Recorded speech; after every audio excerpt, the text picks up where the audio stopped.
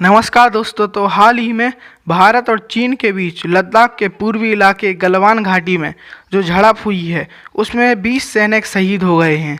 और इस झड़प में चीन का कहना है कि गलवान घाटी हमारी है और भारत का कहना है कि गलवान घाटी हमारी है। तो असल में गलवान घाटी है किसकी, इसका फैसला कैसे होगा और इसके पीछे क्या इतिहास है, तो इसके पीछे एक दिलचस्प कहानी जुड़ी हुई है जिससे आपको पता चल जाएगा कि आखिरकार गलवान क्षेत्र है किसका और इस पर ऐतिहासिक रूप से किसका कब्जा होना चाहिए।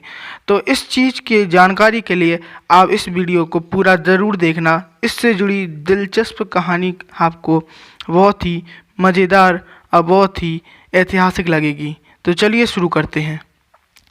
चीन कह रहा है कि गलवान घाटी उसकी है और चीन का यह दावा बिल्कुल निराधार और गलत है। इसे किसी भी सूरत में स्वीकार नहीं किया जा सकता। यह एक ऐतिहासिक तथ्य है और इसे झुठलाया नहीं जा सकता। इसलिए चीन यह नया दावा बेबुनियाद रूप से भारत पर थोप रहा है।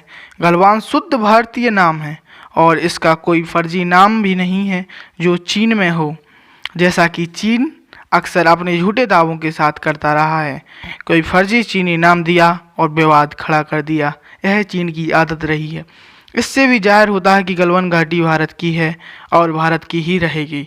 आखिर इस घाटी का नाम गलवान कैसे पड़ा, मैं आपको यह भी बताऊंगा।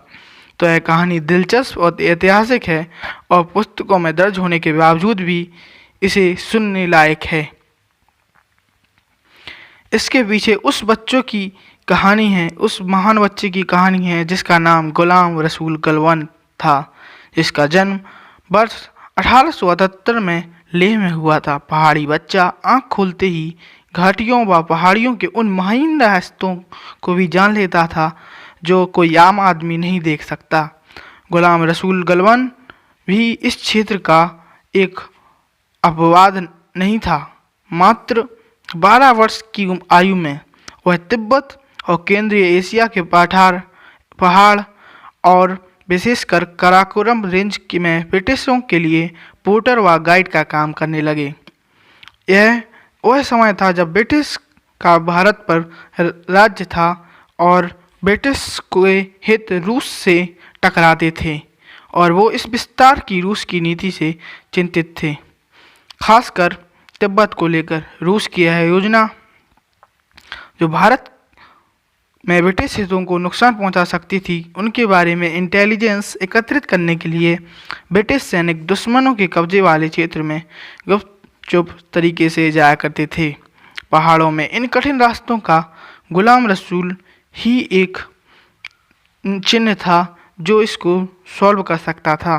ब्रिटिश सैनिकों को वो गाइड का रूप से हेल्प करते थे। लॉर्ड डनमोर के साथ ऐसे ही एक अभियान के दौरान जिसमें लद्दाख के विख्यात इतिहासकार अब्दुल गनी शेख का कहना है कि मौसम बहुत ज़्यादा ख़राब हो गया था और कारवा भी रास्ते से भटक गया था। कहीं भी निकलने का कोई रास्ता नज़र नहीं आ रहा था, किसी को बस अपनी मौत नज़र आ रही थी। तब बालक गुलाम रसूल गलवान ने सुझाव दिया कि अगर कोई नदी तलाश ली जाए तो उससे बहाव को देखते हुए रास्ता निकल सकता है। लॉर्ड डनमोर ने नदी तलाशने की जिम्मेदारी गुलाम रसूल गलवान को सौंप दी। गलवान ने न सिर्फ नदी को तलाश किया बल्कि और रास्ता भी खोज निकाला जिसका प्रयोग करके सुरक्षित वापस पहुंचा जा सकता था। फलस्वरूप कारवा था उसकी मौत ना हो पाई और वो बच गए और जीवन बचाने का आभार प्रकट किया गलवान को।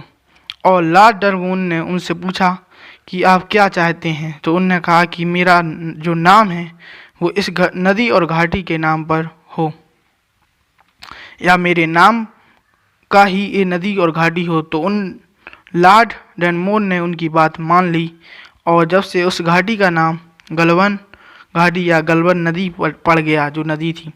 लद्दाख में अनेक भूवैज्ञानिक व इतिहासकार पुराने रिकॉर्ड को शेयर करते हैं कि किस तरह गुलाम रसूल गलवान ने अपने दौर में आइकॉनिक ग्लोबल यात्रियों को ट्रैकिंग, खोज आदि के लिए सहयोग किया। इन यात्राओं में प्रमुखता से शामिल हैं डनमोर के साथ में चार्ल मरे, अंग्रेज भूवैज्ञानिक Godwin Austen, sir Francis Younghusband आदि। इन हस्तियों ने जो किताबें भी लिखी हैं उसमें भी गलवान जो रसूल थे उनके सहयोग की बातें मिलती हैं। गुलाम रसूल गलवान के पोते अमीन गलवान जो सरकारी नौकरी से रिटायर्ड हो चुके हैं, उनका कहना है कि उनके दादा ब्रिटिश अधिकारियों व फौजों को गलवान घाटी व उसके आसपास के क्षेत्र में अभियान के लिए ले जाया करते थे, जहां घुसपैठ कर चीनी सैनिकों से अक्सर हाथापाई हो जाती थी। एक दिन ऐसे ही हमले की खबर आई तो गलवान व कुछ अन्य लोग लठ लेकर 4 चीनी घुड़सवार सैनिकों के पीछे दौड़े। जब वे कैंप लौट रहे थे तो कुछ चीनियों ने उन पर जबरदस्त हमला किया। वे लोग भागकर एक घर में छुप गए, लेकिन जब बाहर निकले तो चीनियों ने फिर उन्हें घेर लिया।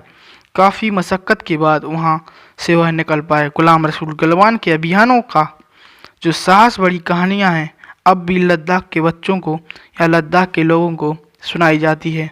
तो गुलाम रसूल गलवान अपने आप में एक महान हस्ती थे और उन्हीं हस्ती का जन्म जो भारत में हुआ था वो इस तरह से ऐतिहासिक बन जाता है। इसलिए गलवान घाटी हमारी थी और हमारी है और हमारी ही रहेगी। चीन इस पर हमारा कुछ नहीं बिगाड़ सकता। हम मरते दम तक या हमेशा के लिए इसको अपना बनाकर रहेंगे जो कि चीन हमसे छीनने की कोशिश कर रहा है, हम ऐसा नहीं होने देंगे।